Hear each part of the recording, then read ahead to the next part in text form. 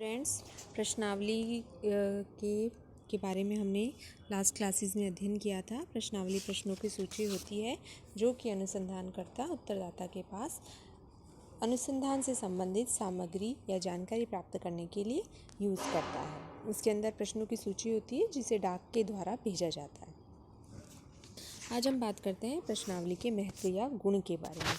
तो प्रश्नावली प्रविधि द्वारा सामाजिक अध्ययन करने से कई लाभ होते हैं। जैसा कि सिंग पाओ येंग समाजशास्त्री थे, उन्होंने एक प्रकाश डाला कि प्रश्नावली एक विशाल एवं व्यापक क्षेत्र में बिखरे हुए व्यक्तियों से तथ्य संकलन करने की एक शीघ्रतम एवं सरल विधि होती है। उसी तरह कैप ने लिखा था कि प्रश्नावली के द्वारा वस्तुपरक एवं परिणात्मक तथ्यों के साथ साथ गुणात्मक प्रकृति की सूचनाओं के विकास की जानकारी को भी इकट्ठा किया जा सकता है। प्रश्नावली प्रविधि के गुणों की चर्चा करते हैं। सबसे पहले है विशाल जनसंख्या का अध्ययन। तो प्रश्नावली प्रविधि की महत्वपूर्ण उपयोगिता यह है कि इसके द्वारा विस्तृत भौगोलिक क्षेत्र एवं विशाल जनसंख्या का अध्ययन संभव है। अन्य किसी प्रणाली द्वारा अधिकतम जनसंख्या के अध्ययन करने में कठिनाई होती है। तो इसकी उपयोगिता पर विल्सन गी ने भी प्रकाश डाला। उन्होंने कहा कि यह व्यक्तियों के एक बड़े समूह या बिखरे हुए व्यक्तियों के एक छोटे से चुने हुए समूह से कुछ सीमित सूचनाएं प्राप्त करने की एक सुगम विधि है। दूसरा, ये न्यूनतम व्यय है। यह विधि अन्य विधियों की तुलना में बहुत कम व्यय साध्य है। इसमें किसी प्रकार से अनुसंधानकर्ताओं को क्षेत्र में नहीं भेजना पड़ता, केवल प्रश्नावली को छपवाने में तथा सूचनादाताओं के पास भेजने के लिए डाक व्यय में खर्चा होता है, जो कि अधिक नहीं है। अतः हम ये कह सकते हैं कि ये अपेक्षाकृत कम खर्चीली विधि है। नेक्स्ट हम बात करते हैं न्यूनतम समय। तो प्रश्नावली द्वारा अध्ययन शीघ्र संपन्न करा जा सकता है। प्रश्नावली छपवाकर शीघ्र उत्तरदाता के पास भी भेज दी जाती है तथा सामान्यतः एक निश्चित अवधि में भरकर वापस भी दे दी जाती है। तो इसमें समय कम लगता है, जबकि साक्षात्कार, अवलोकन, अनुसूची आदि प्रविधि में अधिक समय लग जाता है।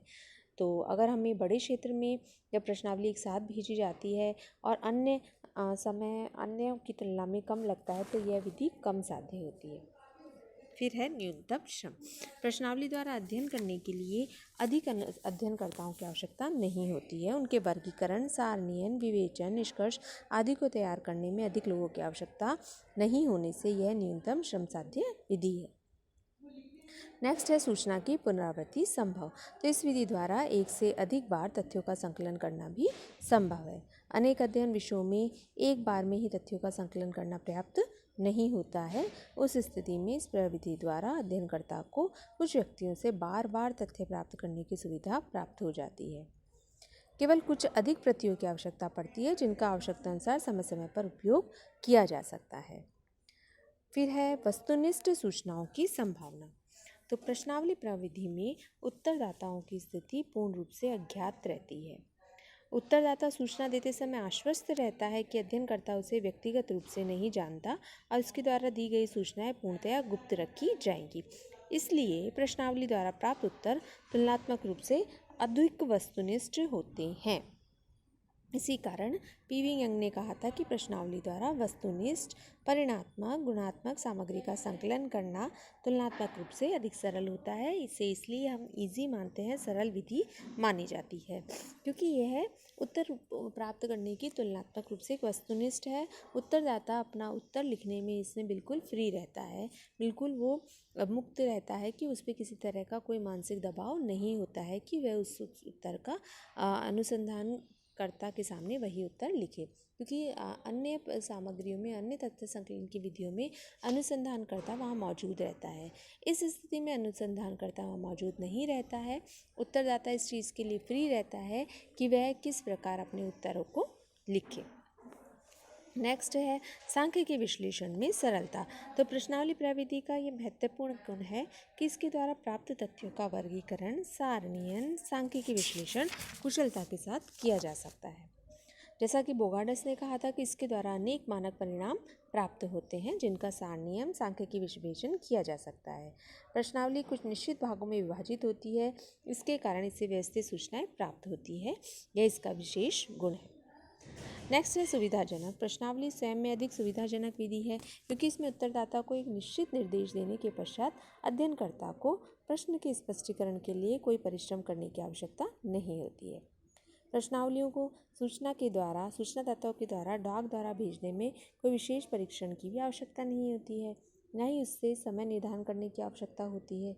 इस रूप में यह एक सुविधाजनक प्रविधि है। नेक्स्ट हम बात करते हैं तुलनात्मक अध्ययन। तो प्रश्नावली विधि में चूंकि अनुसंधानकर्ता समय पर उपस्थित नहीं रहता है, तो इसलिए यह अन्य प्रविधियों की तुलना में सरल मानी जाती है। अन्य प्रविधियों से इसका तुलना करना संभव नहीं है। मतलब कुल मिलाकर यह कहा जा सकता है कि प्रश्नावली एक सरल विधि है, इसे सरल माना गया है अन्य प्रविधियों की तुलना में, क्योंकि इसमें उत्तरदाता उपस्थित नहीं रहता है, उत्तरदाता के सामने अनुसंधानकर्ता उपस्थित नहीं रहता है। नेक्स्ट हम बात करते हैं प्रश्नावली प्रविधि की सीमाएं।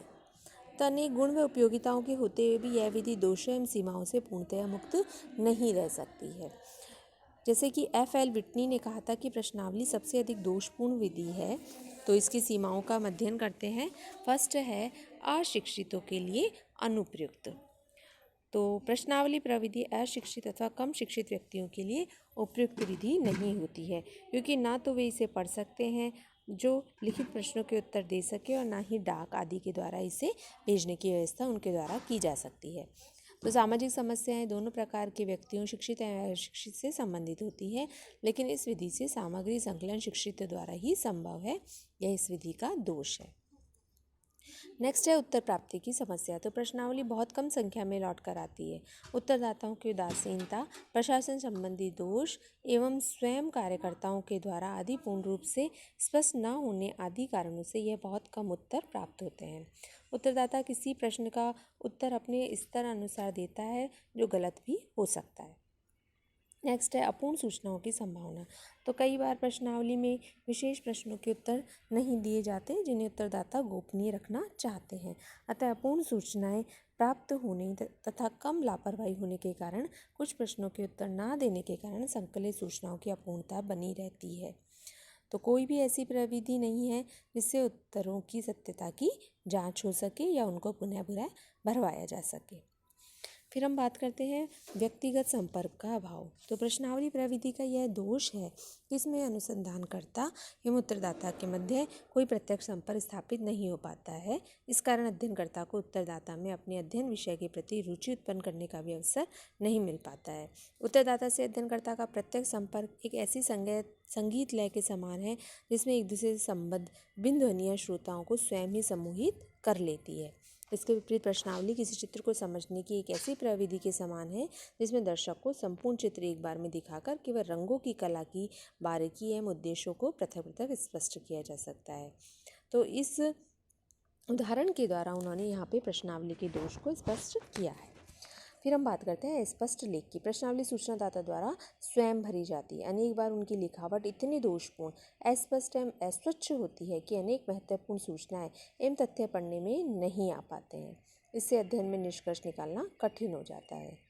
नेक्स्ट है गहन अध्ययन में अनुप्रयुक्त। प्रश्नावली प्रविधि द्वारा सामाजिक समस्याओं का अध्ययन भलीभांति हो सकता है, किंतु गहन अध्ययन के लिए इस विधि से सूचनाएं प्राप्त करना संभव नहीं है। इस संबंध में फिर से पार्टन ने कहा था कि इस विषय में इसमें कोई संदेह नहीं कि एक अच्छे साक्षात्कार द्वारा हम सर्वोत्तम प्रश्नावली की तुलना में कहीं अधिक गहन अध्ययन कर सकते हैं। तो प्रश्नावली की तुलना में साक्षात्कार में गहन सूचनाएं सुगमता से मिल जाती है, लेकिन इस प्रविधि में अध्ययनकर्ता एवं सूचनादाता के बीच प्रत्यक्ष संपर्क न होने से गहन अध्ययन संभव नहीं होता है। नेक्स्ट है सार्वभौमिक प्रश्न असंभव। तो सभी उत्तरदाता स्वभाव, शिक्षा, विचारधारा, संस्कृति, पारिवारिक पृष्ठभूमि एवं आर्थिक स्थिति आदि में समान नहीं होते हैं। इसमें एक दूसरे से भिन्नता पाई जाती है। तो इस कारण से प्रश्नावली में अनेक प्रश्नों का समान उत्तर मिलना कठिन हो जाता है। इसलिए एक ही प्रश्न के जब अलग अलग उत्तर विविधता हमें दिखाई देती है, तो इसके आधार पर हम कोई वैज्ञानिक निष्कर्ष नहीं निकाल पाते हैं। नेक्स्ट हम बात करते हैं उत्तरदाताओं की भ्रांतियाँ। तो प्रश्नावली से उत्तरदाताओं में अनेक भ्रांतियाँ उत्पन्न हो जाती है। जैसे उनके मन में यह डर रहता है या आकांक्षा रहती है कि किसी विशेष उत्तर के लिए उनका नाम प्रयुक्त किया जा सकता है अथवा उनके उत्तरों को गोपनीय नहीं रखा जा सकता। इसलिए जो शिक्षित और प्रतिष्ठित कोई भी समाज विरोधी या सामान्य व्यवहारों से संबंधित सूचनाएं नहीं देना चाहते हैं। कभी कभी उत्तरदाताओं को प्रश्नावली का वास्तविक उद्देश्य ही ज्ञात नहीं होता है। ऐसी स्थिति में भी वे इसे संदेह की दृष्टि से देखते हैं और यह विधि की सीमा है। तो इस प्रकार हमने देखा कि प्रश्नावली यद्यपि इसके कुछ गुण हैं फिर भी इसमें कोई दोष पाए जाते हैं। इस दृष्टि से प्रश्नावली को हम अनुसंधान में यूज़ भी करते हैं, लेकिन इसकी कुछ दोषों को हटाते हुए प्रश्नावली एक बहुत ही उपयोगी प्रविधि है। धन्यवाद।